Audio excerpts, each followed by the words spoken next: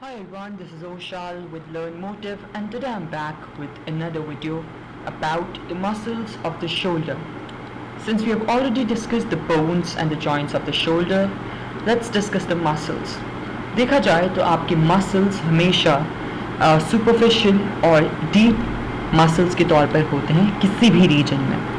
Since we are discussing the shoulder region, तो हमारे पास सबसे पहले जो सुपरफिशियल मसल्स होंगे, यानी कि आपकी जितनी भी स्किन और फेशिया को हटाने के बाद जो हमें मसल्स दिखेंगे, they gonna be the superficial muscles. आपके शोल्डर में हमारे पास दो सुपरफिशियल मसल्स होंगे. One is the trapezius due to the which is named after the shape trapezoid, और इसी तरह से we have deltoid muscles. Deltoid muscles are also related to the shape of the delta. जो दो reverse के दरमियान एक डेल्टा होता है, उसी तरह से. So they actually provide you the contour, जो आपकी एक शेप होती है टू द शोल्डर. अगर देखा जाए तो आपका ट्रेपेजियस ये रहा. ये जो ट्रेपेजियस है आपका, it attaches the scapula, this is the scapula and the clavicle to the trunk. ठीक है, यहाँ पे जो आपकी ट्रंक बनती है उसको अटैच करेगा. और जो आपका डेल्टॉइड है, it attaches the scapula and the clavicle to the humerus. So we have to remember it this way कि आपका शोल्डर का पूरा जो रीजन बनता है उसमें ये दो मसल्स किन किन चीज़ों को कैसे अटैच करता है. This is actually important to remember for the basic use. अगर देखें, this is actually the summary that we are gonna discuss. आपके दोनों जो ट्रेपेजियस एंड डेल्टॉइड मसल्स होते हैं, ये बेसिकली अपोजिंग सरफेसेस पे होते हैं, just as the way I showed you. और आपका जो स्कैपुला, एक्रोमियन और क्लैविकल है, they can be palpated between their attachment. Okay, now deep to the trapezius, मैंने आपको बताया कि ये सुपरफिशियल थे, तो इनके नीचे जो है हमारे पास तीन मसल्स हैं जो कि आपके स्कैपुला को अटैच करते हैं with the vertebral column, and will be discussing them further. यहाँ पर इनको डिस्कस करना इसलिए लाजमी है क्योंकि आपकी जो शोल्डर मूवमेंट होती है उसमें स्कैपुला का एक बहुत अहम किरदार होता है. So we'll have to discuss the muscular attachment regarding that as well. उन तीन मसल्स में सबसे पहले वी हैव लेवेटर स्कैपुली, जो कि एलिवेटिंग मसल है. इट एलिवेट्स द स्कैपुला, इसके नाम से पता चल रहा है. Then we have rhomboid minor and rhomboid major. They are also related to the shapes. Rhomboid shape जो होती है, major one is the bigger one, minor one is a smaller one. इसी तरह these three muscles work with the trapezius to actually position the scapula on the trunk. तो ये इनका function भी यहाँ पे मौजूद है. Now first of all, let's individually discuss these 5 muscles. But उनको discuss करने के लिए first let me have the picture here. तो यहाँ पर देखा जाए, I guess यहाँ पे trapezius नहीं है. These are showing the deep muscles. Let us have a look at trapezius back. Okay, here यहाँ पे आपका trapezius है.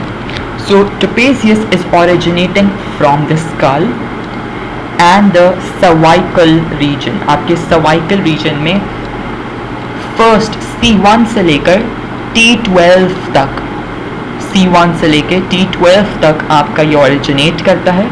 और it is also attached through ligamentum nuchae. Let me show you what is ligamentum nuchae.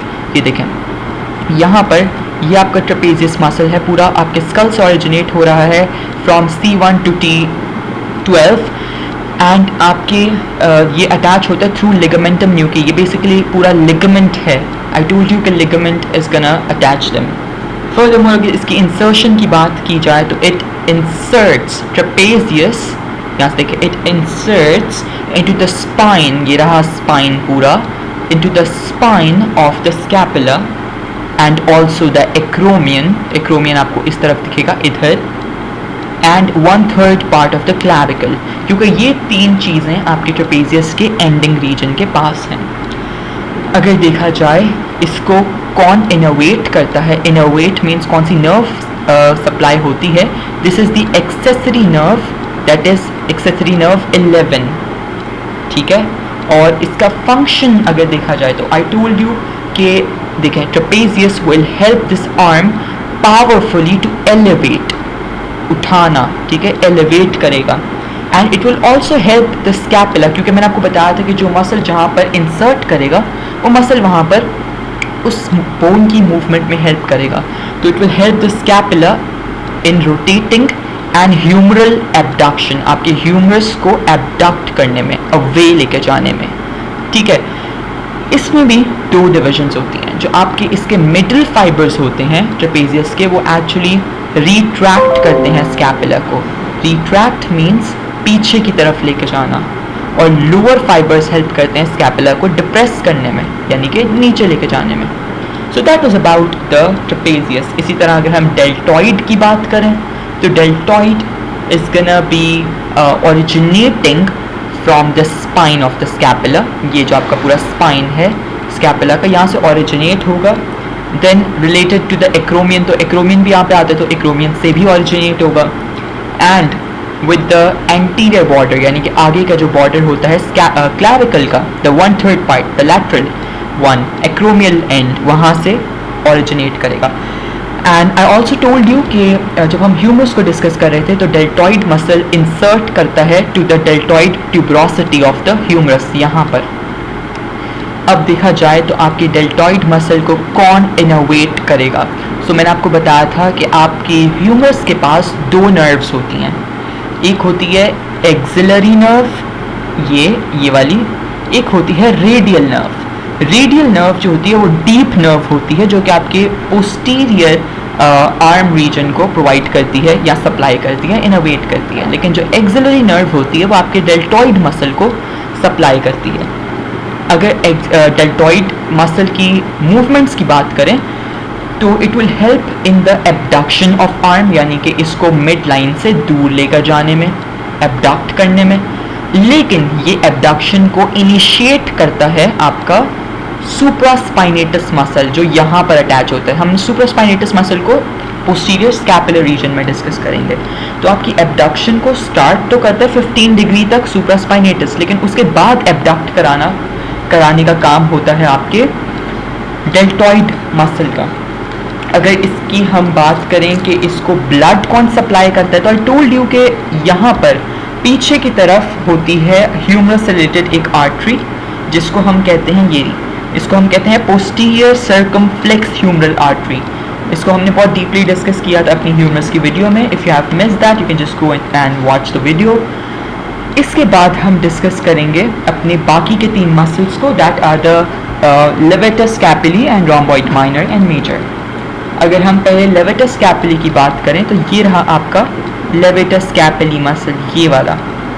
ये नाम से बताता है कि it will help in the elevation of the scapula. तो हमने मूवमेंट तो पहले डिस्कस कर ली. अब हम डिस्कस करेंगे कि ये ओरिजिनेट कैसे होता है. तो ट्रांसवर्स का मतलब होता है हमेशा साइड में, साइड वाइज. तो it will originate through the transverse processes of the cervical vertebrae. आपके जो 1st till 4th cervical vertebrae होते हैं वहाँ से ये ओरिजिनेट करता है. लेकिन ये इंसर्ट करता है ऑन द पोस्टीरियर सरफेस, यानी पीछे की तरफ, ऑफ द मीडियल बॉर्डर इधर of the scapula and to the root of the spine. This is the root of the spine of the scapula. अब क्योंकि ये यहाँ पे इंसर्ट हो रहा है तो इसी की मूवमेंट में हेल्प करेगा. इसको इनोवेट कौन करता है, यानी कि इसको नर्वस सप्लाई कौन प्रोवाइड करता है. सो इसको नर्वस सप्लाई जो आती है वो आती है from the dorsal scapular nerve. I guess यहाँ पर डॉर्सल स्कैपुलर नर्व शो नहीं हो रही, बट या तो यहाँ पर एक नर्व आती है. I guess this is the one, no this is not.